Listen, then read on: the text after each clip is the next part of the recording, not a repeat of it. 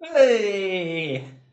Tervetuloa taas Sotaa ja historiaa podin perinteiseen joulujaksoon, joka vähän vähemmän perinteiseen tyyliin. Tänä vuonna järjestetään koko Sotaa ja historiaa podin tiimin läsnä ollessa, tai kerran, koska meillä on tänä vuonna ensimmäistä kertaa ikinä tiimi. Ja tämä vaatii ehkä semmoista niinku lyhyttä taustoitusta, että me Viken kanssa tosiaan tehtiin aika pitkään podia kahdestaan, ja noin vuosi sitten tuli se hetki eteen, jossa Vikke otti mua hartioista kiinni ja oli silleen, että hei, niin kuin meidän on pakko saada tähän lisää jengiä mukaan, kun mä käyn töissä ja sulla on omia prokkiksia ja tässä alkaa niin kuin pikkuhiljaa vanne kiristyä otsan ympärille sen verran paljon, että me tarvitaan apuja tähän näin. Ja sitten me laitettiin viestiä, että etsitään henkilöä tekemään YouTube-editointia. Ja niin siinä vaan kävi, että meidän tosiaan YouTube-editori Daniel liittyi remmiin noin vuosi sitten, ja myös meidän somevastaava Mikko suurin piirtein samoihin aikoihin. Ja silleen lyhyessä virsi kaunis tästä taustoituksesta, niin pakko myöntää, että kaikki mitä tämän kuluneen vuoden aikana ollaan saatu nyt aikaan, niin on pitkälti sen ansiota, että meillä on ollut tässä niin kuin, hyviä miehiä mukana. Joten kiitos teille, ukot. Ja tervetuloa Sotaa ja historiaa podiin. Niin, ensimmäistä kertaa nyt niin kuin vieraana oikein. Laitetaan piinapenkki tässä kiristymään pikkuhiljaa.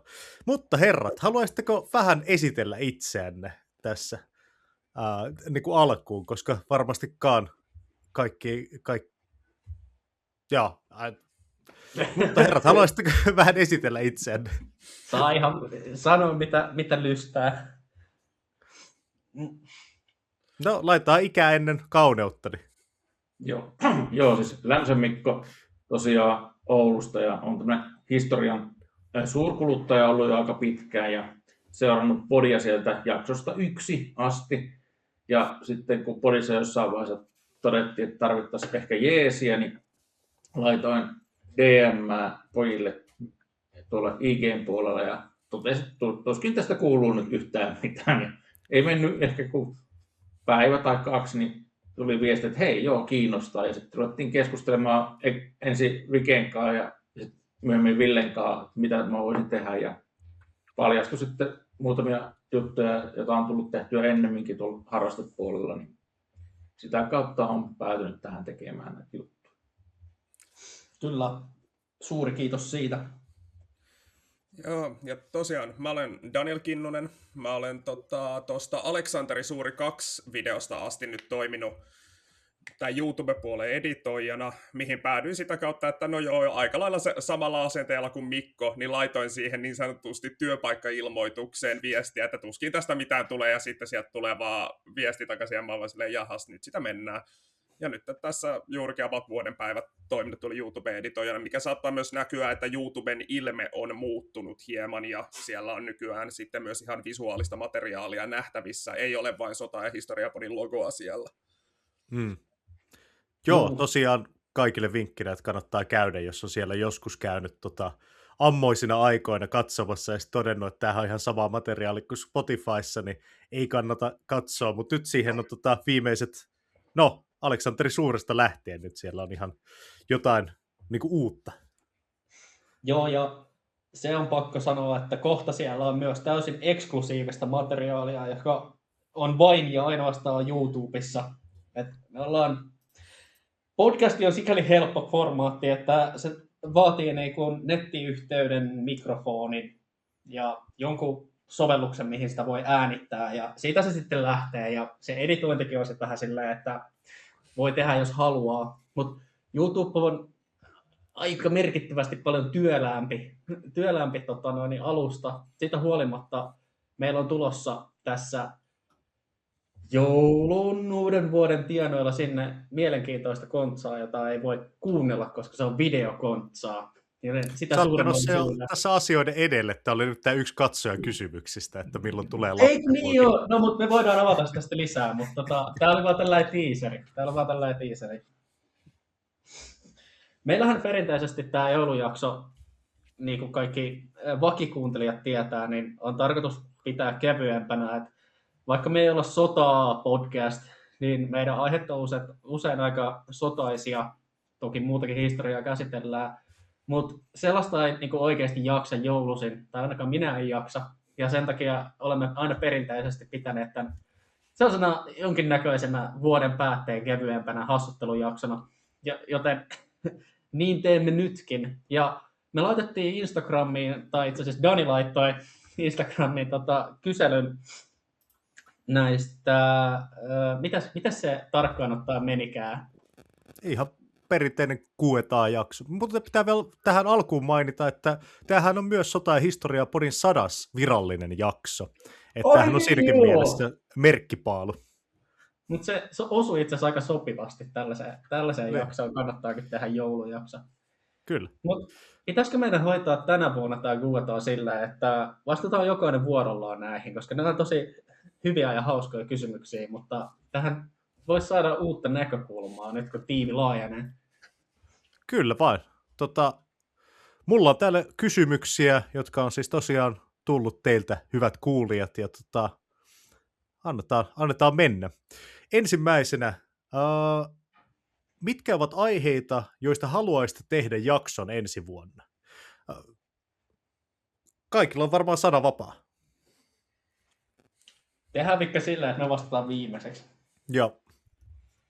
No, ehkä se uusin ajatus, mikä mulla tuli jotenkin tuossa syksyllä voimakkaasti ajatus löi päähän, oli se, että mitenkä musiikki ja soittimet liittyy historiaan ja jopa sinne sotatantereelle, että kuinka niin kuin, sodasta on paljon lauluja ja on soitettu rumpuja ja niillä on ohjattu isoja massoja ja sitten tuolla jatkosodan aikana on viihdytyskiertoja ja sun muita. Että se voisi olla semmoinen hyvinkin mielenkiintoinen. Juurikin, no tosta juurikin hyvänä esimerkkinä myös sitä, mikä tuossa jaksoaiheessa olisi heitettävänä, olisi se, että esimerkkinä se Säkkijärven polkan käyttö venäläisten radiomiinojen tuhoamiseen tai häiritsemiseen. Joo. Toi on kyllä tosi hyvä. Tuossa olisi paljon mielenkiintoisia näkökohtia, mutta me ollaan Villen kanssa molemmat niin äärimmäisen epämusikaalisia perunoita, että meidän pitää saada siihen jotain tulitukea varmaan. Ehdottomasti, paitsi että toi ei kyllä pidä täysin paikkaansa. Sulla on salattu historia musiikkiskenessä. Se jääkö myös salatuksi. No niin, siis joo, me Mikon kanssa jutusteltiin itse asiassa autossa matkalla tänne äänitykseen, kun mä unohdin mikrofonin piuhan ja sen takia tämä myöhästys nadisti, tämä äänityksen aloittaminen piti käydä hakea sen, mutta ehdittiin keskustella siitä ja mua kiinnostaa myös, koska mä opiskelen tällä hetkellä Oulun yliopistossa, jossa minä ja Mikko ollaan tälläkin hetkellä äänittämässä tänään niin kulttuurihistoriaa tai kulttuuriperintöä sivuaineena ja siihen liittyy tuohon musiikkinäkikseen kanssa se kulttuurihistoria tai historiakulttuuri angle. Eli miten musiikissa myös niin kuin ylläpidetään historiaa sellaisena niin kuin osana kulttuuria. Ja se on niin kuin tällaisten kirjojen ja podcastien ja dokumenttien lisäksi yksi muoto muistaa menneisyyttä. Ja siihen liittyy sitten niin kuin esimerkiksi bändit, niin kuin Danin päällä olevassa Sabaton, niin siihenkin liittyen niin oikeastaan aika mielenkiintoinen idea. Mutta jos mä olisin vastannut tähän kysymykseen eka, niin mä olisin vastannut jotain ihan muuta. Suoraan sanottuna, me ollaan nyt tämän kuluneen syksyn aikana tehty yksi iso prokki Sodan ja rauhankeskus muistille, mikä oli tosi hieno kokemus, ja se käsitteli Mikkelin ja päämajakaupunkia ja sitä päämajahistoriaa. Ja sen lisäksi meillä on niin muita jaksoaiheita, osa kuulijatoiveita ja osa muita yhteistyötä, niin käsitellyt kans aika paljon Suomen sotia, viime sotia, päämajan kaukopartiomiehiä, tiedustelua. Ja nehän on siis tosi mielenkiintoisia ja muutenkin todella tykättyjä aiheita, mutta henkilökohtaisesti mulla alkaa tulee pikkuhiljaa ähky siihen, että mä haluan mennä jonnekin ihan kauas pois niistä aiheista, ja me ollaan pitkään puhuttu Roomasta, ja mä haluaisin ensi vuonna lähteä perkaamaan sitä, mennä sinne antiikkiin, niin kuin silleen vähintään 2000 vuotta tästä päivästä taaksepäin, ihan johonkin toiseen maailmaan, alkaa käydä niitä läpi, koska mulla on paljon, me ollaan kumpikin Viken kanssa luettu siihen liittyvää kirjallisuutta, ja esimerkiksi niin kuin antiikin ihmisten suhde taikuuteen, yksi sellainen mielenkiintoinen niin kuin juttu, josta mä vaan kihisen innosta, että päästä selittämään teille. Niin se on ehkä sellainen henkilökohtainen toivomus, ja toivottavasti se kiinnostaa myös kuulijoita. Jos missä ikinä kuuntelettekaan tätä, niin saatte kommentoida tai sanoa kyllä tai ehdottomasti ei meille, niin me sitten ehkä otetaan se jonkinnäköiseen harkintaan se teidän palaute siihen liittyen, mutta siihen nyt ainakin olisi niinku itsellä haluja. Mä vastaan ihan saman, että mullekin on tuolla 6 sivua pelkästään raakamuistiinpanoja liittyen tähän Rooman historiaan, mitä kun mä oon lukenut pari kirjaa tässä syksyn tai viime kesän ja syksyn aikana nyt, niin niistä saisi jo ihan mukavan sarjan. Toki meidän pitää jotenkin rajata se, että siitä ei tule sellainen 37 osaa pitkä, ja sitten meillä on taas niin kuin omanlaisensa ähky sen jälkeen. Niin, tässä on sellainen niin kuin vuositeema, että vuosi 2025 oli toinen maailmansota Suomessa ja vuosi 2026 on antiikin Rooma. Että podcastin nimeä voisi aina vaihtaa silleen vuosi sopiva aiheessa. No kyllä. Ehkä siinä käy niin. Katsotaan. All right. Seuraava kysymys on, tämä on Ville erittäin paljon sulle suunnattu, nimittäin milloin tulee Lappi-vlogi? Mäkin haluaisin tietää, että. Niin, se Lappi-vlogi, jota mä oon lupaillut jo aika pitkään. Mehän taidettiin mainostaa sitä meidän someessa silloin viime kesänä. Me käytiin tekemään tosi rankka, mutta eeppinen sotahistoriallinen tutkimusmatka pari viikkoa Suomen Lapissa, josta suurin osa vietettiin napapiirin pohjoispuolella. Käytiin Sturmbokilla, käytiin Ivalossa, käytiin Ylitorniossa. Ja meillä on siitä paljon ihan sellaista V-login-matskua, joka tulee vuodenvaihteeseen mennessä julkaisuun. Ja siitä on kova lupaus. Se on lupaus. Ja tämän vuoden vaihteeseen. Hyvä pointti, Mikko. Kunhan ennen vuosikymmenen vaihtumista tulee, niin. Niin siis tää on mun homma editoida se.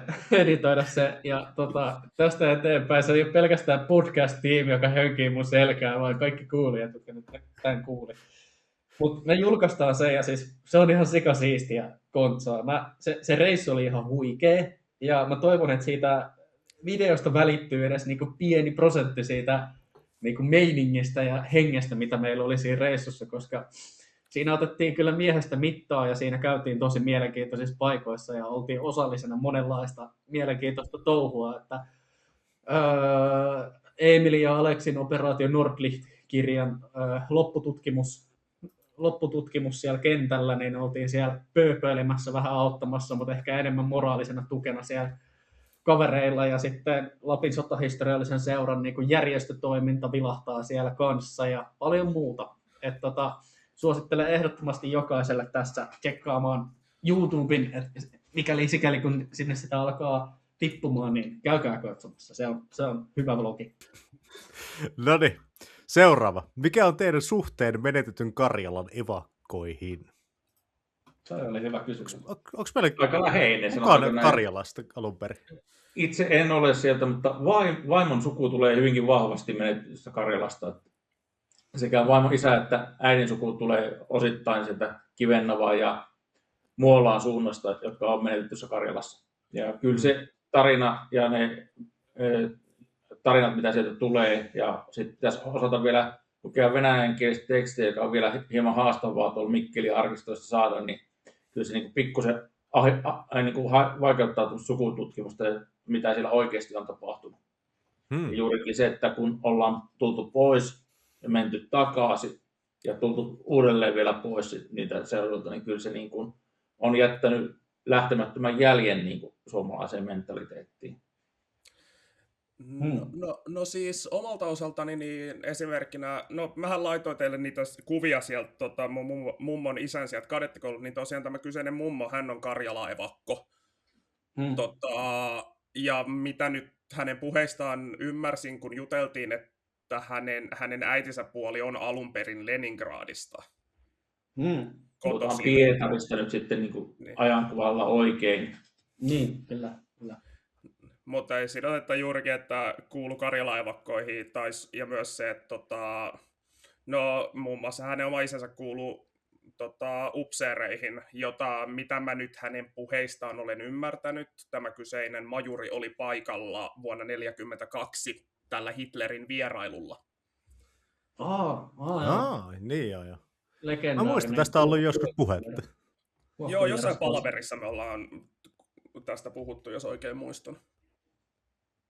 Joo, omakin ei mummo, mutta iso mummo, eli tavallaan äitin mummo oli Karjalan evakko, ja iso ukki Kiuruvedeltä oli tosiaan siis Ville Ukki nimeltään, niin mä oon saanut häneltä tavallaan perinyt etunimeni, ja sieltä niin kuin toinen puoli on Karjalasta, ja eihän tämä niin kuin Suomessa ole mitenkään tavatonta, että on ihan niin kuin veriyhteys sinne menetettyyn Karjalaan, että itsenäisen Suomen ylivoimaisesti suurin siirtolais- tai tällainen maahanmuuttokriisi oli heti sotien jälkeen, kun piti valtavat väkimassat uudelleen asuttaa maan sisälle karjalaisia ihmisiä, joten todennäköisesti kuulijoidenkin keskuudesta niin löytyy valtava määrä ihmisiä, jotka tavalla tai toisella on niin kytköksissä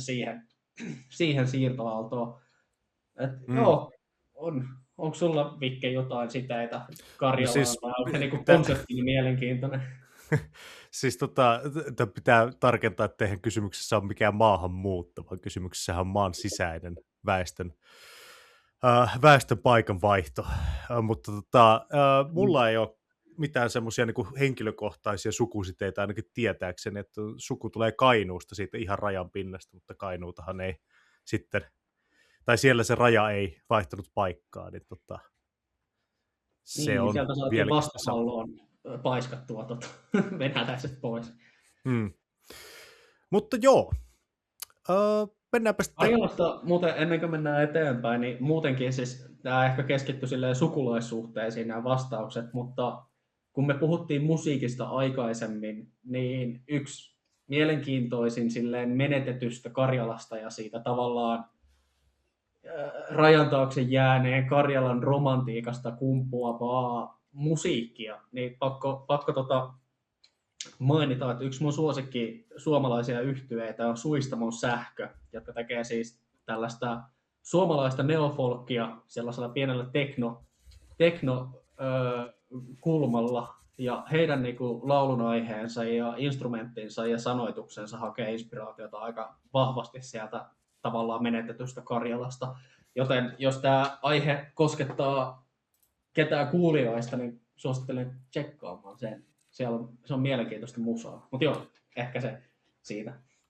Mulla tuli nyt, kun mä muistan vielä tuosta Karjala-aiheesta, niin olisi joskus siistiä tähän jakso myös silleen asioista, mitä on tapahtunut sodassa, mitä sotilaat sanoo, että on tapahtunut, mikä ei ole täysin selitettävissä. Muun muassa hyvä esimerkki juurikin Karjalasta, niin tämä Vottovaaran tapaus.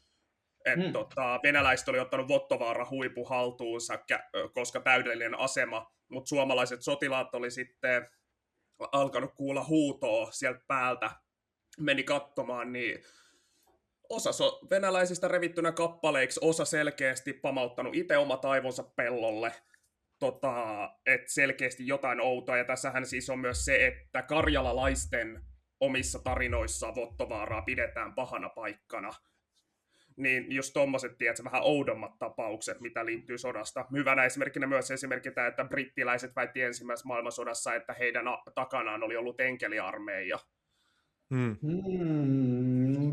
Toi kuulostaa siltä, että pitäisi mennä Kansallisarkistoon ja kaivella vähän sotapäiväkirjoja, että mihin nämä perustuu nämä väitteet. Koska esimerkiksi kuuluisa Aimo Koivusen tapaus, eli tämä metapääsotilas, josta YouTubessakin on miljoonia katselukertoja keränneitä videoita, niin ilmeisesti sen historiallinen niin kuin silleen, tieteellisesti tarkasteltuna, niin sen koko tarinan historiallinen uskottavuus on tosi pieni.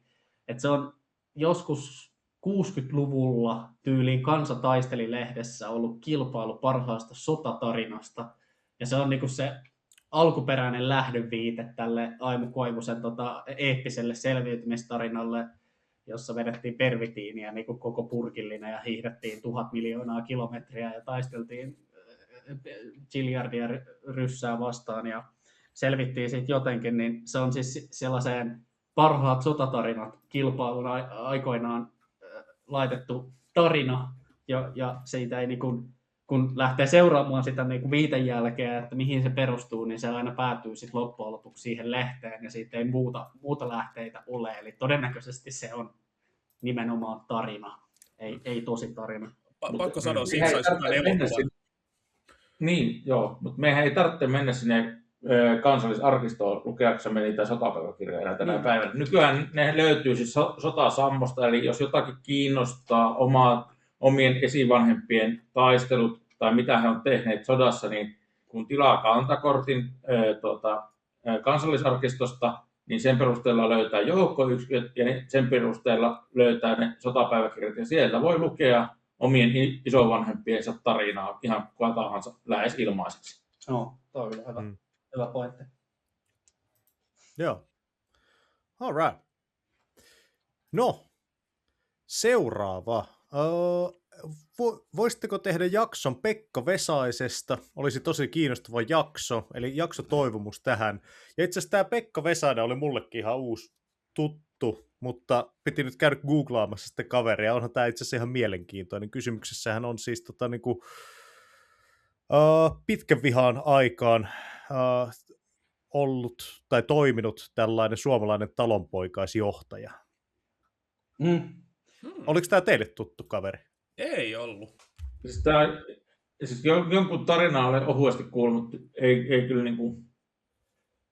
Olisiko se ollut Ivalon rajajääkärikomppaniassa on sellainen Pekka Vesaisen marssi tai joku vastaava tapahtuma, jossa muinaista suomalaista sissipäällikköä kunnioittain, niin rajasissit käy tekemässä semmoisen suorituksen, joka sisältää sitten erilaisia rasteja. Et siitä se on tuttu nimi mulle, mutta sitä tarkempaa historiaa en tunne. Mutta mielenkiintoinen hahmo ja mielenkiintoinen tarina, joka on kyllä niin varmasti jakson arvoinen. Nämä kuulijatoivejaksot on muutenkin semmoinen, että me otetaan niitä mielellään vastaan ja me niitä toteutetaan pikkuhiljaa. Olkaa kärsivällisiä, mutta tämäkin on ehdottomasti semmoinen, niin kuin menee kategoriaan hyvät ideat. Et me varmasti palataan Pekka Vesaisen äärelle vielä tässä podcastissa joku päivä. Kenet haluaisitte vierailijaksi podcastiin ja mikä oli teidän tämän vuoden oma suosikkijakso? Onkin aika vaikea. Tämä pitäisi varmaan jaotella taas silleen, että saako edesmenneitä henkilöitä niin mainita, vai onko tämä sellainen teknisesti toteutettavissa? Ehkä me puhutaan semmoisesta, jota voi oikeasti toteuttaa. Niin. Kyllä ei aleta nekromantiaan. Niin, että ei voi Kekkosta kutsua podia enää vieraaksi. Toi Vesku Loirikin hitto meni jo. Mä olisin vastannut varmaan vielä pari vuotta sitten Vladimir Putin, mutta sen Tucker Carlsonin jakson haastattelun jälkeen kävi selväksi, että sen harhaisen vanhan miehen kanssa ei voi siitä tuskin syntyisi edes keskustelua, vaan se olisi jotain skitsopostausta, joten se siitä. Niin sellaisista oman aikamme suurista johtajista, niin toi Kiinan Xi Jinping, eli häneltä ehkä voisi kysyä kysymyksiä ja saada jotain mielenkiintoisia vastauksia aikaan, ja tietysti jos se tulee podcastiin, niin pitkän formaatin konseptina, niin me voitaisiin tietysti myös kommentoida ja esittää omia näkemyksiä ja tehdä siitä mahdollisimman sellainen sotahistoria-tyyppinen jakso. Niin se olisi varmasti ihan mielenkiintoinen ja varmasti saataisiin saatettaisiin saada jopa ulkomaalaisia kuuntelijoita sille jaksolle. Ei, miksei, jos jollain teistä on kuulijoista yhteyksiä Kiinan kommunistiseen puolueeseen, niin laitatkaa DM:ään, että kyllä me voidaan saada tämä varmaan tapahtumaan, kun joku tulkki saadaan siihen linjoille. Olen ihan avoin sille, vaikka ymmärrän, että sitä esitetään tavallaan vapaan maailman vastustajaksi tällä hetkellä, mutta kyllä mä voin sillä esittää kysymyksiä, tiukkoja sellaisia. No silleen, jos noista että vieraista puhutaan, niin siinä otetaan... No itse asiassa tämä menisi aika hyvin yksi yhteen juurikin ton musiikki- ja sotahistoria-aiheen kanssa, niin oishan se Sabatonin Joakim Broden todella siisti saada tuossa silleen vieraaksi. Ja silleen myös tohon, että paras jakso tänä vuonna. Mun osalta se on vähän heikko, koska siis mähän lopetin tämän podcastin kuuntelemisen sen jälkeen, kun mä aloin editoijaksi ennä silleen vapaan. Itse asiassa et lopettanut. Sä kuuntelet todennäköisesti meidän jaksoja enemmän kuin kukaan muu. Mä kuuntelen sen yhden jakson, siis peruseditointiprojektin aikana mä kuulen sen jakson vähintään 3 kertaa, silleen täys läpi. Ja niin ymmärrettävästi en enää kauemmin Spotifyn kautta kuuntele. Mä ehkä lähtisin, jos saa valita, niin Erkki Tuomioja voisi olla mielenkiintoinen. Joo. Ja voisi kysellä ehkä Stasi-kytkennöistä ja tiirisilistasta ja kaikesta muusta mielenkiintoisesta. Ja sitten jos lähdetään miettimään, niin mulle ehkä se jotenkin tärkein jakso tälle vuodelle oli Kiestinki. Ja se liittyy ihan niin kuin verisukulaisten taisteluun Kiestingin suunnalla, niin ukkini on taistellut sillä rintamalla ja ei ole ollut koskaan kertomassa mulle juttuja, koska on edes mennyt niin aikaisin minun elämästä pois, että en ole päässyt kuulemaan niitä juttuja silloin. Että niin kuin sillä tavalla siinä on niin kuin henkilökohtainen lähtökohta. No, hyviä vastauksia. Mä varmaan, jos saisin ihan kenet vaan ottaa, jos mä nyt en ota mitään tämmöisiä suuria valtion päämiehiä, jotka tällä hetkellä on niin olishan tää mikä sen kaverin nimi nyt oli? Siis tää Kekkosen elämänkerkkuri. Juhani Suomi vai? Joo. Niin siis jos olisi mahdollista, niin Juhani Suomi olisi kyllä ihan mielenkiintoinen. Siinä on todennäköisesti hänellä on anekdootteja heittää, jotka on vielä aika silleen virallisten arkistojen jostain sieltä sivusta löytyvää tietoa, semmoista harmaata, hiljaista tietoa monesta mielenkiintoisesta asiasta. Ei yhtään huono valinta. Kyllä joo, hän oli siis lähinnä sen takia, koska hän on päässyt oikeasti jututtamaan vielä niitä kaikkia tyyppejä siitä kaaderista, mikä on silloin kylmän sodan aikaan pitänyt Suomea pystyssä, ja aivan varmasti ei ole kyllä kaikkea laittanut kirjoihin ja kansiin. Ja mikä oli paras jakso tänä vuonna mun mielestä, niin se on kyllä kova kysymys, mutta mä kyllä tykkäsin melkein eniten siitä meidän Lokki-jaksosta, eli tästä Päämajan salaisesta viestikeskuksesta, koska ensinnäkin vieras oli erittäin mukava mun mielestä, hänellä oli erittäin hyvä tarinankerronta ja selvästi paloi semmoinen aivan totaalinen usko tai semmoinen intohimo siihen omaan tekemiseen, tai siis tähän viestikeskusprojektiin ja siihen, että saadaan tämä Euroopankin mittakaavassa erittäin uniikki kohde säilytettyä jälkipolville.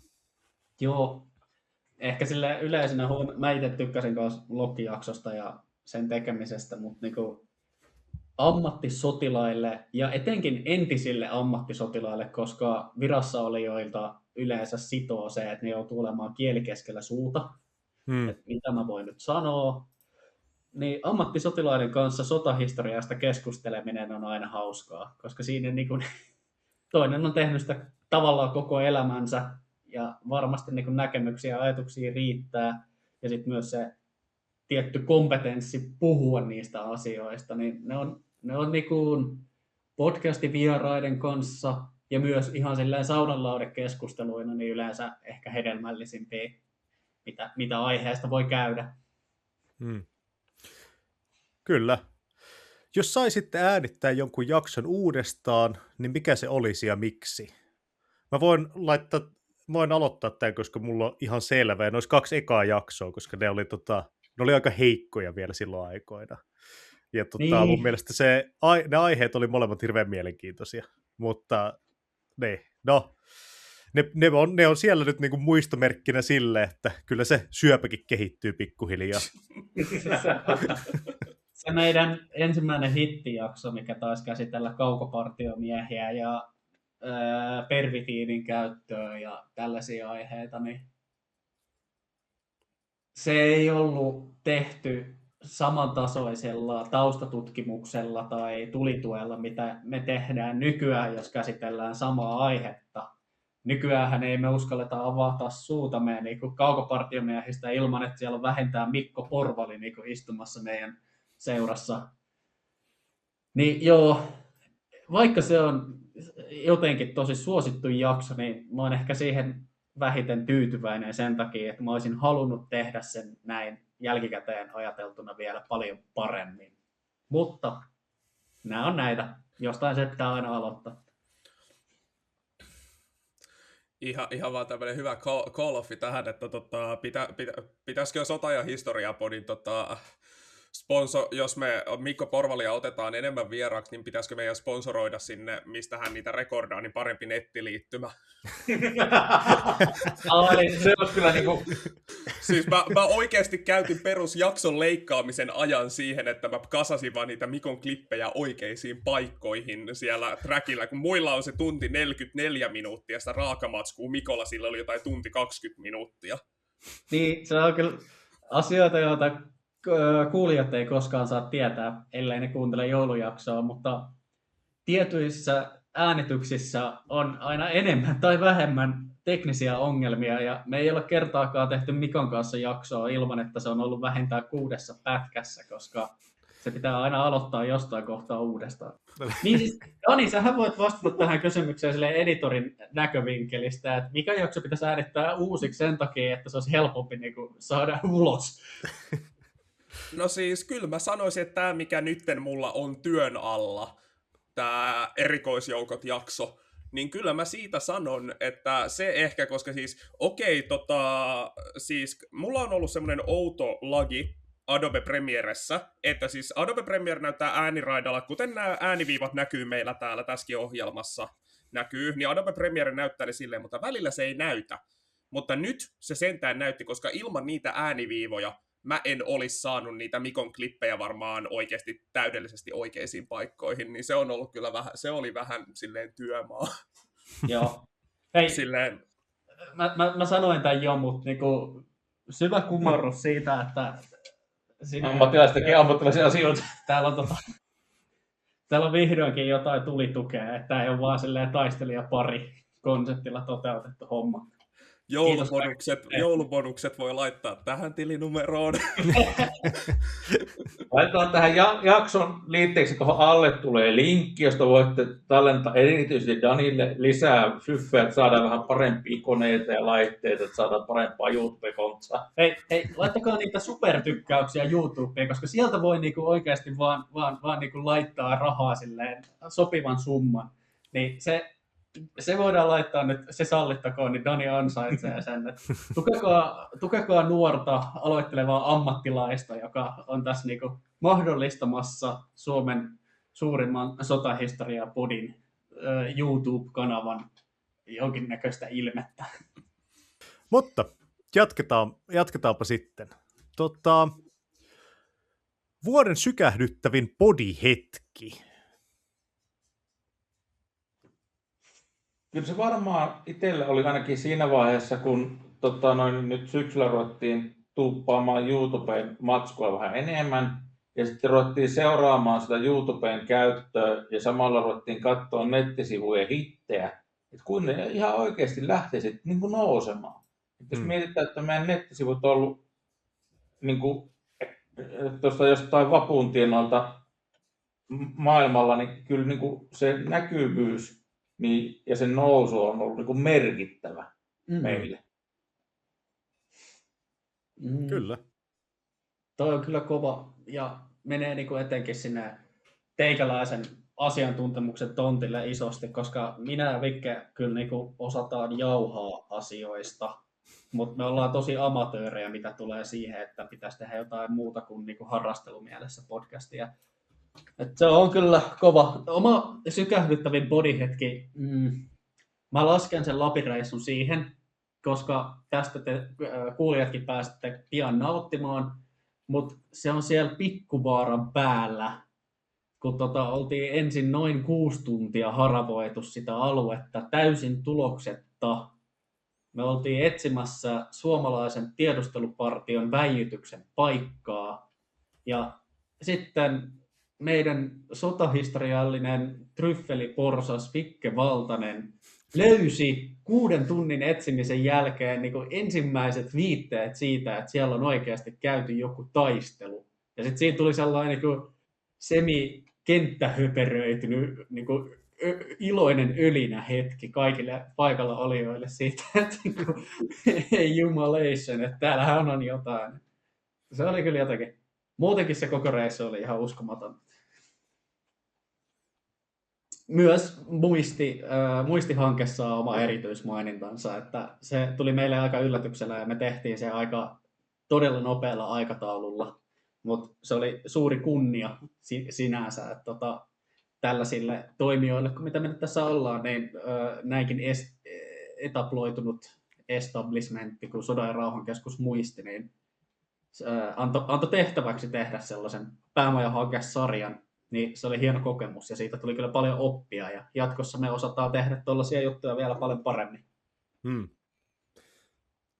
Joo, mä olisin saanut varmaan saman tuon Pikkuvaara, mutta mä ehkä otan, kun sä jo sanoit sen, niin mä otan toisen, kun oltiin silloin toisena päivänä sateessa.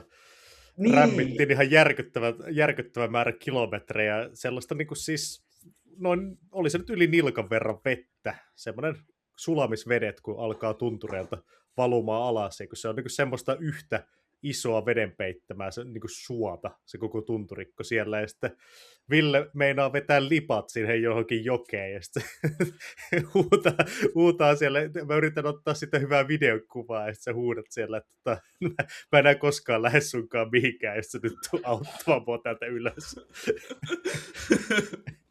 Se oli hieno hetki. Joo. Silleen vuoden paras bodyhetki silleen tälle YouTube-editojen osalta on, mä sanoisin, että mä vielä fact-checkasin tämän just äsken tuosta mun kakkosnäytöltä, että yksi mun tekemistä videoista on tällä hetkellä meidän kanavan toisiksi katsotuin. Siis koko YouTube-kanavan historiassa. Toi Päämajan kaukopartiot, melkein 38 000. Ainoa, mikä pääsee sen yläpuolelle, on Raaka Raatteen tie sillä 45 000. Okei. Hyvää duunia. Erinomaista duunia, joo. Ja tähän pitää ottaa nyt ehdottomasti ensi vuodelle myös tavoitteeksi, että kerrankin saadaan koko porukka niin kuin live sille, että ollaan niin kaikki livenä samassa paikassa. No niin, otetaanko saman tien kalenterit ja ruvetaanko katsoa minne menee? Niin toiset täällä on perheellisiä työssä käyviä ihmisiä, jotka ei niin suunnittele elämäänsä vähän pidemmällä kuin 2 tunnin aikaikkunalla. Sori, suunnittelujakso on tällä hetkellä tuolla keväällä hyvinkin, että 6 viikkoa tässä eteenpäin, jos haluatte mua johonkin, niin on minimisektori. Joo, se kuulostaa ihan järkevältä ja niin kuin varmasti päästään näihin aikataulutavoitteisiin. Sitten täällä on minä, joka mä en edes tiedä, mitä mä syön vielä huomenna. Joo, toiset meistä on tässä vastuullisia aikuisia jo. No mä oon junnuin täällä muutenkin, joten... Niin. Se on hyvä, että Sotahistoria-podin tiimissä on niinku seniori- ja nuoriso-osasto. Tulee monenlaista näkökulmaa. Se saattaa olla, mä oon vähän liian monta kertaa saanut tiedätkö, himon laittaa jotain tosi nuorisotyylistä meemiä, tiedätkö, videoiden editointia. Muun muassa viimeisin toi kiestikin, kun puhutte siitä, että se joku ukrainalaisdivisioona vaan, että ne hukku järveen. Niin, Niin. mun teki mieli editoida siihen joku meemi vaan, että huppista saatana. Meillähän siis, me lähdettiin tekemään tätä podia aikoinaan sillä idealla, että me tehtäisiin historiasta nuorille mielenkiintoista, jossa me emme ole täysin onnistuneet, koska meidän kuulijakunta on aika keski-ikäispainotteista, mikä on tietysti hieno asia, ja se ei harmita sinänsä yhtään. Että tärkeintä on se, että joku tästä nauttii, mutta ehkä silleen, se ei välttämättä olisi pahitteeksi. Me käytiin vastikään, Vikki oli siellä etänä ja mä olin siellä paikan päällä, mutta tuolla Tapiolan lukiossa kertomassa vähän omasta tarinastamme ja vastailemassa lukiolaisten mahtaviin kysymyksiin, niin se oli kyllä hienoa, koska niin kun ihan tuossa pari päivää sitten, kun Kleemola Ollin kanssa äänitettiin sotaveteraanijaksoa, niin tuli hyvin niin kuin keskusteltua se asia läpi, että siinä vaiheessa, kun joku sukupolvi ei enää löydä sitä omaa tapaansa niin kuin kertoa tarinaa tai löytää sieltä jotain tarttumapisteitä, niin sitten se on se hetki, kun historiassa niin kuin joku asia menetetään ja sitten se siirtyy täysin niin kuin tutkijoiden ja arkistojen hyllyille. Mutta niin kauan kun asiat kiinnostaa ja niistä syntyy keskustelua ja ihmiset kuuntelee tällaisia juttuja, niin kauan ne on niin kuin elävää historiaa ja läsnä kaikessa. Joo, ja on ollut mukava katsoa tuota somen voimaa, varsinkin niin Instagramin puolella, että kun lähdetään sinne Tapiolan lukioon, kun menitte, niin se oli hyvä katsoa sille niin kuin lähti käyrä vaan sille kivasti ylöspäin näyttämään, että ihan oikeasti sillä on merkitystä, mitä me tehdään ja miten me tehdään näitä asioita. No. Mutta että joo, tulossa vuonna 2026 Sota- ja Historiapodin TikTok-tanssit, jos saataisiin sillä nuorisoon katsoa. Vetäkää pitkää tikkuu Ville ja Vikke, kumpi se sitten tekee. Ensi kesänä sitten. Pitäisikö olla niin ensi vuoden haasteena tämmöinen, että IG-liveä? Oo. Mä näkisin tämän tosi uhkana tai mahdollisuutena, koska me lähdetään Viken kanssa tähän, että hei, pitäisikö laittaa nyt live päälle, ja me ollaan jossain siellä niinku, maastossa semmoisessa juhlavassa tunnelmassa ja jossain kuopalla, niin se voi olla hyvä idea. Mutta ei yhtään huono. Kertokaa itse asiassa niin kuulijat, että katsoisitteko Sota- ja Historiapodin IG-liveä? Jakaisitteko kaverille? Onko tämä sellainen live-striimaaminen juttu, joka voisi olla mielenkiintoista? Niin, ehkä ensin siinä pitäisi jotenkin määrittää se, että mitä siinä live-striimissä tekisi. Että onhan niitä erilaisia striimauksia olemassa, mutta kai siinä pitäisi olla joku niinku kontentti. Sota- ja Historiapodin pelistriimit. Otetaan sellainen Hearts of Iron turnaus, että koko tiimi pelaamaan ja sitten striimataan se. Nyt ette minut tässä vaiheessa. On sullakin tietokone, jossa... On, mutta sille ei voi pelata. Ai jaa. Se on ammattikäyttöön. Joku semmoinen, vähän sille perusjaksoa kevytmielisempää jutustelua historiassa samaan aikaan, kun taustalla pyörii jotain, tiedätkö, pelikuvaa tai tämän tyyppistä. Ehkä. Mä en tiedä, vai jos ruvetaan tekemään perus Hearts of Iron striimiä, ja siinä tulee myös meidän, niinku, miten me ollaan juteltu silloin, kun me ollaan joskus pelattu Hearts of Ironia Villen kanssa, niin meitä lähtee kyllä viimeisetkin niinku otettomuuden rippeet. mutta hei, noilla pelistriimissä tulee mahdollisuus, tämä joka toimii niin monen tubettajalle kumminkin sponsorina, niin jos saataisiin sieltä se mikä tämä nyt oli? Ei World of Tanks, mikä nyt tämä oli? Wargaming. Niin, jos saataisiin se sponsoriksi. Niin siis Wargamilla on World of Tanks ja World of Tanks ja Warships ja nämä. Sitten tässä voisi olla sellaiset editori-kommenttiraidat. Elä nyt sinne mene. Miksi sä sinne mene? Mitä sä nyt ajattelet? Ei, mutta Mikko, jos sit sä pelaa, niin me voidaan tehdä susta sellainen japanilainen reaktio niin kuin ikkuna siihen, jossa sä koko ajan ilmeilet ja reagoit siihen peliin. Sä nyt tuotakaan tajunnut. Voi helvetti, mitä tää ukko nyt tekee?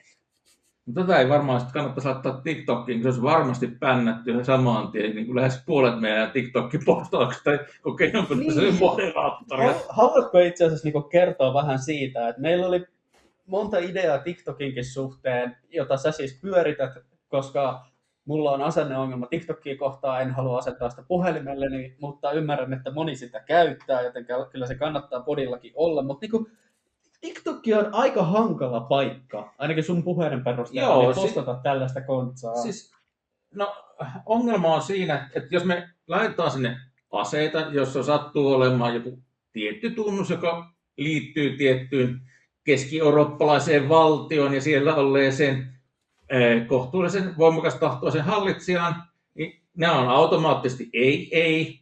Tai sitten jos me esimerkiksi lähdetään niin kuin Tsingiskaania laittaa, niin minusta se, että ihminen on kuitenkin kuollut jo muutama tuhat vuotta sitten, niin jos siitäkään ei saa laittaa kuvaa, niin ei ilmeisesti niin kuin, tämä niin kuin, maailman geopoliittinen, ehkä meidän pitäisi ruveta käsittelemään Trumpia tai jotain muuta, kun se näyttää menevän hyvin kuumille kiville tuolla niin, Ja puhua kiinalaisten saavutuksista enemmän kuin muinaisista hallitsijoista, jotka valtasivat Kiinan.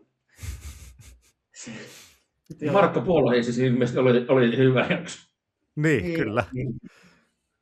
No joo, mutta siis kaiken näköistä haastetta liittyy myös oikeasti sotahistoria-kontsan tekemiseen ja julkaisemiseen somealustoilla, että me ollaan aika pitkälti alustojen niin kuin sensuurin alaisuudessa ja kun se menee aika raakasti kuitenkin ristiin se meidän periaatteiden kanssa siitä, että me puhutaan asioista, niin meillä on ihan aito vakaumus puhua niistä niin totta, kuin mitä me suomen kielellä osaamme kertoa.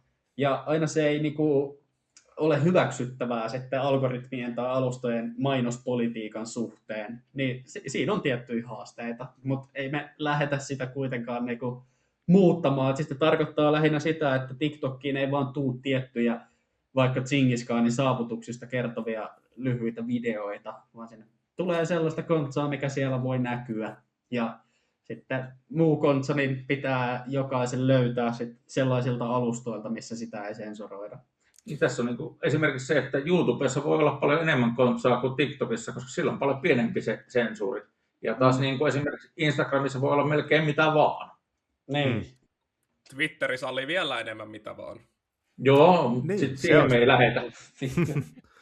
Siihen mulla on tässä ideologinen vastustus. Joo, rajansa kaikilla. Sota ja historia on ylilautapostaukset. Kyllä. Kaiken näköisiä ideoita tässä on hyvin pyörinyt. Mitäs Mikka, oliko meillä vielä jotain kysymyksiä vastaamatta? Tässä on lähtenyt vähän tangentilla taas tämä juttu. Joo, tässä on vielä, odotapas, vielä 5 olisi. Anna mennä vaan. Joo, no tämä on aika nopea, koska tulee jakso Julius Caesarin ihmeellisestä elämästä, varmaan Rooma-sarjan yhteydessä. Käydään herraa läpi sitten. Kuka tietää huonoimman jouluaiheisen vitsin? No, tätä pohdittiin täällä ja tiedättekö mikä on parempi kuin joulu 6? Joulu 7. Kyllä. Seven. No se oli huono, joo, kyllä. Gen Z yleisö goes wild. No siis mä en nyt jouluaiheista tähän hätään keksi, mutta kyllä mä silti vitsin tähän keksin. Että mitä saatana sanoi levyyhtiössä? No. Tässä on demoni. Totta kai.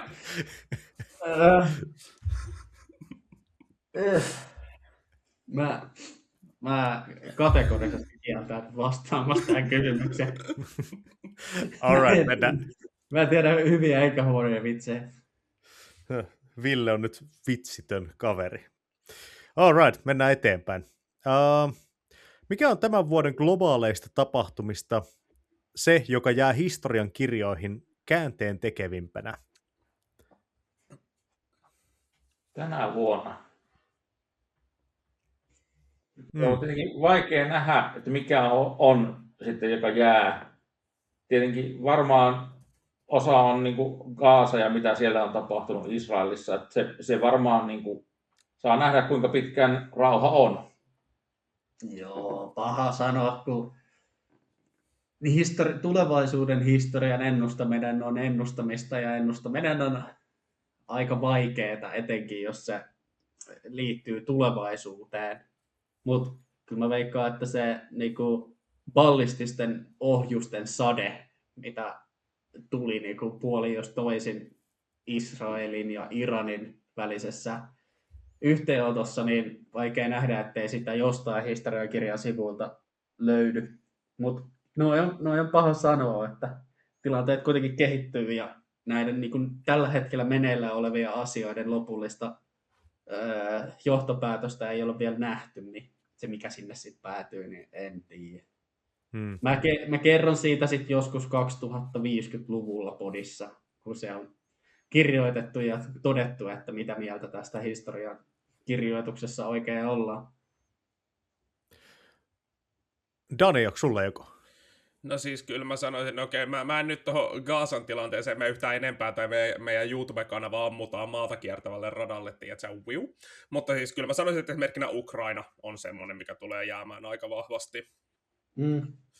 Mulla on tähän... Ukrainassa ei niin tänä vuonna tapahtunut mitään kauhean merkittävää niin läpimurtoa. Rauhaa ei ole tullut, sotatoimet ei ole loppunut.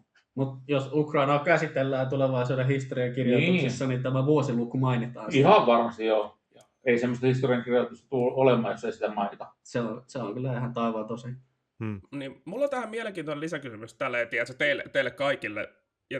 Mihin silloin, kun te olitte koulussa, mihin teillä siis merkittävän historian tapahtumaan teillä historiankirjat loppu, se kouluhistoriakirja? Meillä se päättyy 9.11 iskuihin. Toinen maailmansota. Sen jälkeen ei ole historiaa enää tehty. No joo, täytyy muistaa, että olen ollut yläasteella silloin, kun Berliinin muuri on murtunut, että missä te olitte silloin? Niin, no joo. Se on. Vilkeä isän silmäkulmassa. Kyllä, juuri näin. Niin, se on ihan totta. Mut niin 9.11 oli se ja arabikevät ehkä lukiossa sitten. Niin olisiko se ollut arabikevät lukiossa, kun mä muistelen kanssa, että se päättyi siihen niin kuin tavallaan yhä jatkuvaan Israel-Gaasan kriisiin ja sitten siihen metamodernin aikakauden alkuun, että maailma pirstaloituu ja jatkossa kaikki tulee olemaan hähmäsempää tyyppiseen lukuun. Mikä on kyllä sikäli pitänyt paikkaansa. Mä kyllä vastaan tästä ihan suoraan, että sellainen, mikä on jäänyt todennäköisesti vähemmälle huomiolle kuin mitä ehkä pitäisi, on Pakistanin ja Afganistanin niin kuin ihan avoin sota, mitä nyt ei vaan jostain syystä haluta kutsua sodaksi, mutta siellähän siis niin kuin ammutaan tykeillä ja käydään ihan sellaisia komppaniakokoisia taisteluita siellä Pakistanin ja Afganistanin Hindukush-vuorilla. Ja minkä takia mä sanon, että se tulee olemaan merkittävää tulevaisuudessa on se, että tämähän tulee väkisinkin johtamaan siihen, että joku, jolla on intressi taistella esimerkiksi Pakistania vastaan sillä alueella, niin tulee ottamaan Afganistanin niin kuin siipensä alle ja normalisoimaan ensimmäisenä sellaiset suhteet siihen maahan. Ja se tulee todennäköisesti olemaan tulevaisuudessa merkittävää, koska kyllähän se nyt on ihan päivän selvää, että esimerkiksi vaikka kiinalaisilla olisi melko suuretkin intressit sille, että he pääsisivät näihin kaikkiin kaivannaisiin käsiksi.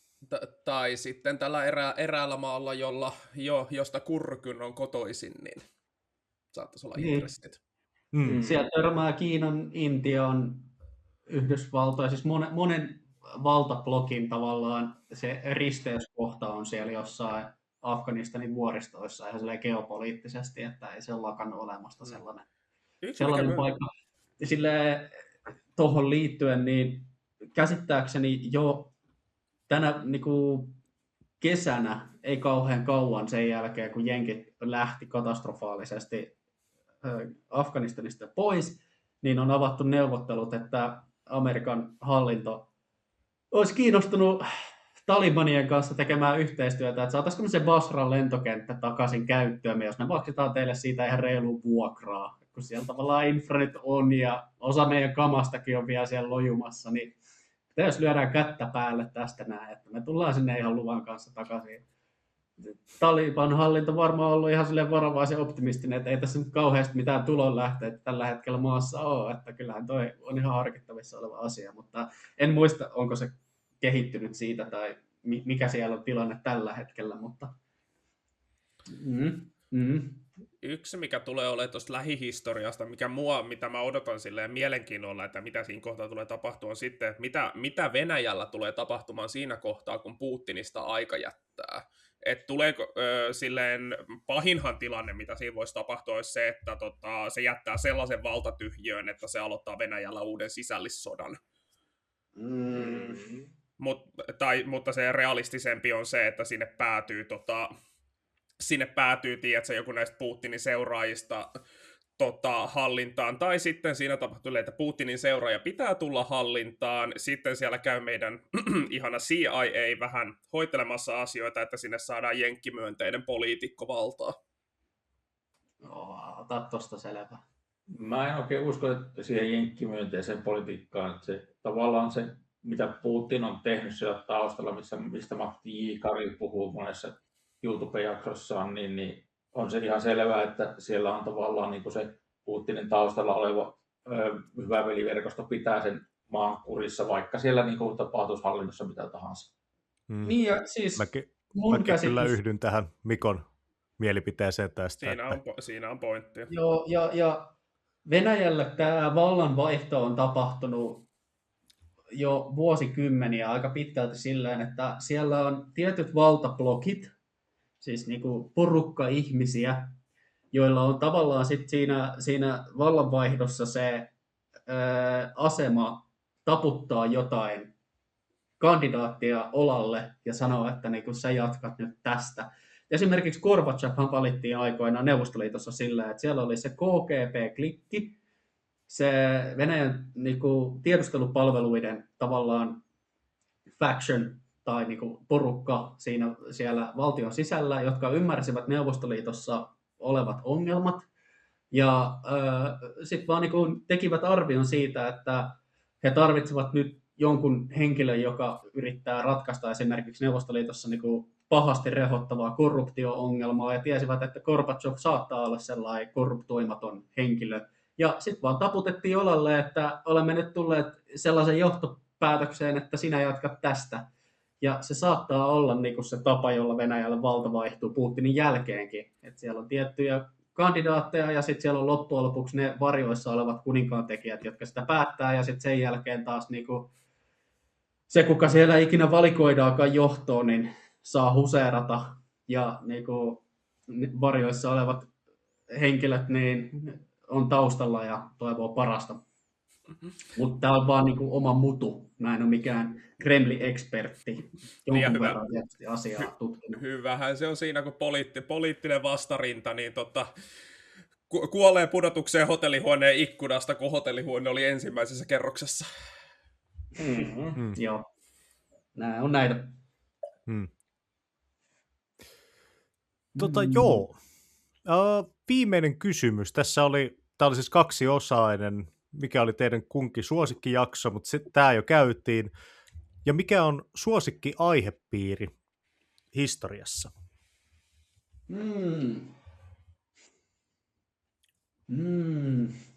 Kyllä varmaan itselle ehkä se on se aina ollut se Suomen poliittinen historia. Että miten Suomesta tuli Suomi ja itsenäinen valtio. Ja miten Suomessa on niin kuin sen jälkeen kehitetty määrätietoisesti semmoista niin kuin kestävää demokraattista yhteiskuntaa, joka kestää sen vallan vaihtumisen.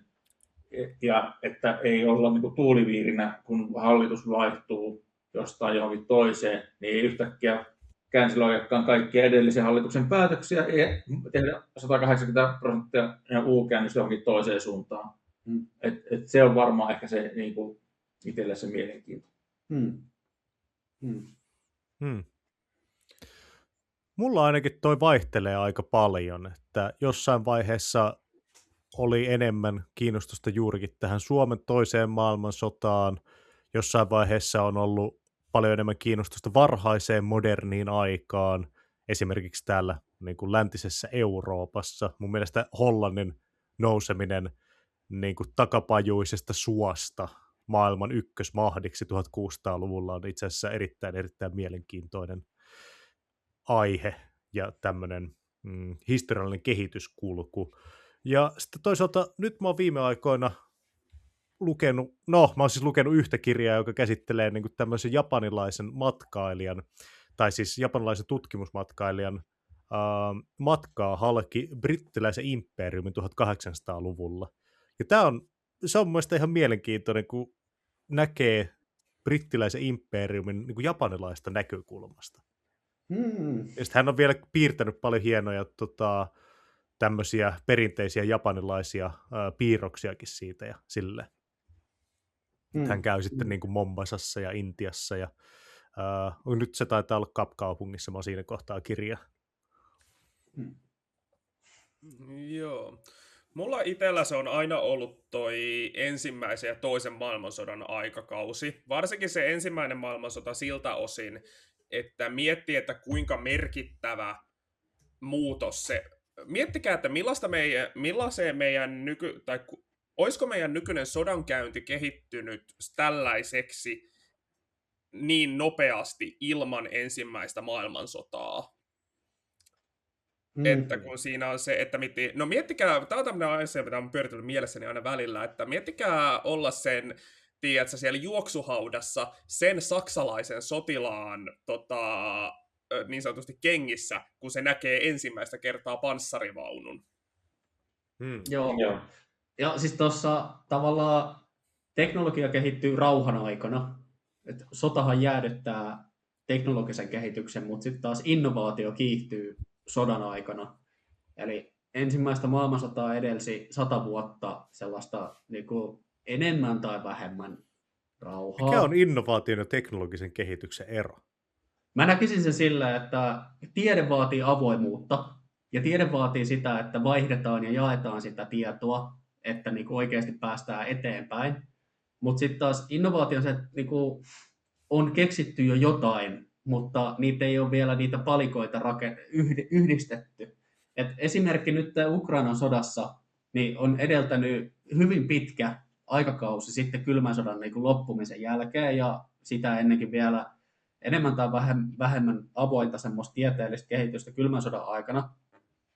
Mutta nyt niin kuin tuli ensimmäinen sellainen tasaisten vastustajien valtiollinen laaja konflikti. Ja sitten niinku sellaisia asioita, jotka on jo ollut aika pitkään ja ihan niinku kehittynyt kypsäksi asti teknologisesti, vaikka droonit, sitten niinku miniaturisoitunut tietokonetekniikka, tekoäly osittain ja tällaiset asiat, niin sitten ne on niitä semmoisia teknologisen tieteellisen kehityksen hedelmiä, jotka sodassa sit niinku innovoidaan taistelukäyttöön.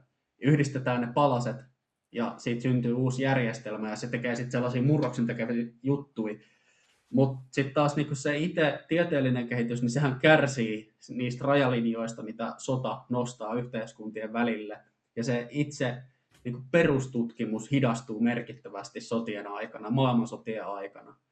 Tällaisen teorian mä oon itse kuullut entiseltä puolustusvoimien tutkimuslaitoksen johtajalta, ja se käy kyllä järkeen omasta mielestäni.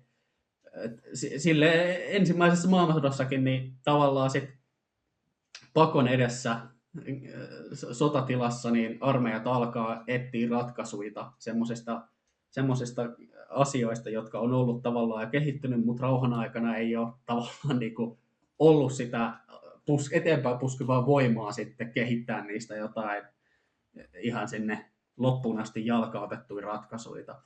Esimerkiksi niinku höyrymo tai niinku ihan silleen purjepropulsiosta moottoreihin ja moottoreiden koon ja painon pienentyminen siihen ja tehon lisääntyminen siihen asti, että joku panssarivaunun tai lentokoneen konsepti voi olla ihan silleen käyttökelpoinen, niin se varsinainen tieteellinen innovaatio, mikä siellä taustalla on, niin se tehtiin ennen sotia. Mutta sitten sodan aikana syntyi ne lopulliset ratkaisut, jossa se sitten tavallaan hyödynnettiin siellä taistelukentällä. No joo, mutta oma niin näkisi tuohon itse kysymykseen, niin se liittyy yleisesti ottaen merisodan käyntiin. Mua itse purjehtijana paljon seilannut tuolla Itämerellä ja jonkun verran Atlantillakin, niin meriympäristönä on jotenkin niin brutaali, että jos sotahistoriassa kiehtovaa on se mielettömyys itsessään, niin merisodan käynnissä se korostuu jotenkin potenssiin. Että jos sä oot taistelulaivassa, niin siellä ei ole mitään tasaa, johon sä voit perääntyä, vaan se laiva on se tasa. Ja siitä, jos se uppoaa, niin te olette sitten meren armoilla. Ja sellainen kylmä vesi ei ole ympäristö, jossa ihminen selviää kauhean pitkään. Et merisodankäynti on ehkä niinku sodankäynnin brutaalimpia muotoja yleisesti ottaen, ja sen takia se on jollain omituisella tavalla tosi kiehtovaa ja aika niinku hurjaakin. Ihan kaikkina aikakausina lähtien sieltä, kun historia on alettu kirjoittamaan aina nykypäivään, että se ei muutu mihinkään. Et merihädässä oleva ihminen on kyllä tosi pahassa pulassa. Miettii vaikka USS Indianapolista juurikin tuossa puolessa. Niin, ja siis sen takia merisodan käynnissä on tiettyjä herrasmiessääntöjä kautta aikakausien ollut, jotka on kestänyt jotenkin paremmin kuin maasodan käynnissä mun mielestä. Et jopa niin kuin vaikka rajoittamaton sukellusvene sodankäynti toisessa maailmansodassa, ensimmäisessä maailmansodassa, niin sitä pidettiin jotenkin tosi barbaarisena ja brutaalina ratkaisuna, niin saksalaiset kapteenitkin niin aina mahdollisuuksien mukaan kyllä auttoi niiden niin upotettujen laivojen miehistöjä, antoi niille leipää, otti niitä jopa kyytiin, jos oli tilaa tai se oli mitenkään mahdollista. Että sellainen tietty niin kuin universaali ymmärrys siitä, että merihädässä olevat ihmiset on kaikki kyllä aika samanarvoisia. Että niitä vastapuolen ihmisiäkin sitten koitetaan noukkia sieltä vedestä ja pelastaa ne sieltä pois. Niin toi on yksi sellainen mielenkiintoinen osa, mikä liittyy myös merisodankäyntiin, ja se liittyy siihen yleisesti siihen ympäristön luonteeseen. Et se on kyllä ehkä semmoinen yksi suosikkiaiheista. Ja aika usein, jos on merisodankäyntiin liittyviä jaksoja, niin mä oon niitä käsikirjoitellut myös ja pizzannut Vikelle, että pitäisikö tehdä tämmöinen nyt taas tähän väliin. Yksi tämmöinen, jos tähän väliin vielä voi heittää, niin toi, mikä piti sanoa tuossa, niin kuin Ville aloitti, niin tämmöinen niin Vietnam itsessään. Jos mä oikein muistan, niin myös ihan podcastissa niin Vietnam ei ole ollut niin paljon aiheena. Siinäkin olisi jaksosarjalle kyllä. Mehän ollaan Lauri Törnin kautta lähinnä käsitelty Vietnamia. Mutta just miettii kaikkea Operation Orange ja Operation Rolling Thunder ja tollasta. Ja esimerkkinä juurikin kaikkea. Pitäisikö meidän lähettää tuo Dani niin ulkomaan kirjeenvaihteeksi sinne Vietnamiin pariksi viikkoa tutkimaan? Haluaisitko se lippusaiku, yksisuuntainen lippusaikoni ja lähdet tekemään sinne jonkinnäköistä taustatutkimusreissuun? Pääset takaisin, kun olet kerännyt riittävästi sponssirahaa, että saat lentolipun. Julvaa meininkiä. Lisätään mietintämyssyä. Mut hei, mä haluan nyt loppuun esittää Danille ja Mikolle kysymyksen, joka esitetään kaikille podcastin vieraille, ja sitten sen jälkeen me voidaan Viken kanssa vastata siihen kanssa. Mut mitä teidän seuraavien tulevien päivien ja viikkojen suunnitelmiin kuuluu? Onko teillä millainen joulu tulossa? Dani voi aloittaa. No siis aika perinteinen niin sanotusti perhejoulu luvassa, että aattona vanhemmille mä olen tämä niin sanotusti dedikoitu, että sillä aikaa kun vanhemmat viimeistelee jouluruokia, niin minä vahdin joulusaunan lämpiämistä. Että aika lailla tommonen niin sanotusti pienellä porukalla perheisesti joulu. Mä menisin vielä aattona ennen sitä käymään isovanhemmilla, kun serkku ja täti Ruotsista on tullut Suomeen käymään, niin morjestan niitä siinä samalla. Ja sitten uusi vuosi uusi vuosi tulee varmaan olemaan tänne. Mä oon pitänyt itse uutta vuotta aina semmoisena kavereiden kanssa vietettävänä juhlana. Että todennäköisesti 1. tammikuuta kärsin erittäin pahasta krapulasta. Mä luulen, että mä rupean tässä pikkuhiljaa laskeutua joulunviettoon, rupean tekemään saaristolaisleipää ja kraavikalaa ja kaikkea muita ihanaa. Kävin hakemassa eilen tuolta lähiteurastamolta porsaa palasen ja se joutaa uuniin jossain vaiheessa. Tämmöistä perhejoulua pienellä porukalla varmaan ja lähisukulaisia tullaan näkemään jouluna. Tarkoitus on rauhoittaa aikaa lapsille ja itselle. Pari pientä projektia tietenkin olisi tuolla ollaan tekniikkahöpelille, niin semmoista pientä rakentelua ja näpräilyä olisi tarjolla joulun välipäiville. Mullakin aika semmoinen perinteinen setti, että nyt kun olen täällä Oulun suunnilla kaukana kotota opiskelemassa, niin paluu kohti sinne etelää ja sukulaisten seurassa jotain hyvää jouluruokaa laitetaan. Todennäköisesti meillä on kinkusiasta karitsaa tiedossa ja sitten joulusaunan lämmittelyä ja aamulla, jos jaksaa herätä, niin Turun joulurauhaa katsomaan, että se on ehkä semmoinen perinteinen. Odotan innolla. Tässä on ollut aika haipakkaa nyt podin kanssa ja opintojen kanssa tämä loppuvuosi, mutta eiköhän se olla pikkuhiljaa rauhoittua. All right. Kuulostaa hyvältä. Mitäs Vikke? Joo, jäin lagaamaan tähän. Mä lähden itse asiassa mennään perheen kanssa Ateenaan. Mä käyn hakemassa sieltä vähän inspistä näitä meidän ensi vuoden antiikkijaksoja varten.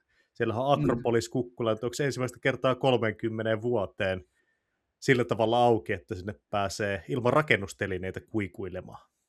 Ai vitsi. Kai sulla on jonkinlainen videomatskun keräys siellä. Tällä kertaa ei ole tarkoitusta kerätä videomatskua. Tässä on nyt ollut niin paljon... YouTubea pitäisi seurata. Pari nopeata spiikkiä ja somekuvaa. Niin... Joo, se aina menee just silleen, että se on vaan pari nopeat spiikkiä. Okei, no vietä ihan rauhassa joulu siellä, niin voidaan sitten vuodenvaihteen jälkeen palata tähän näin. Ja tässä vaiheessa haluan kiittää lämpimästi kaikkia kuuntelijoita ja podin tukijoita, katselijoita, kaikkia teitä, jotka kuuntelette tätä meidän touhua tässä näin. Että suuri kiitos siitä. Teitä varten me tätä tehdään. Joo, ja tietenkin myös kiitos kaikille vieraille, joita on ollut tänä vuonna. Joo, kiitos myös vieraille. Ja kiitos tiimille. Kiitos kaikille. Näin. Tässä vaiheessa. Tämä alkaa muistuttaa jotain gaalapuhetta nyt, mutta toivotan lämpimät joulut kaikille. Viettäkää sitä haluamallanne tavalla. Näin. Ja Sota- ja historia-podihan palaa taas sitten helmikuun puolella, eli tammikuun pidämme pientä taukoa. Siihen asti näkemiin.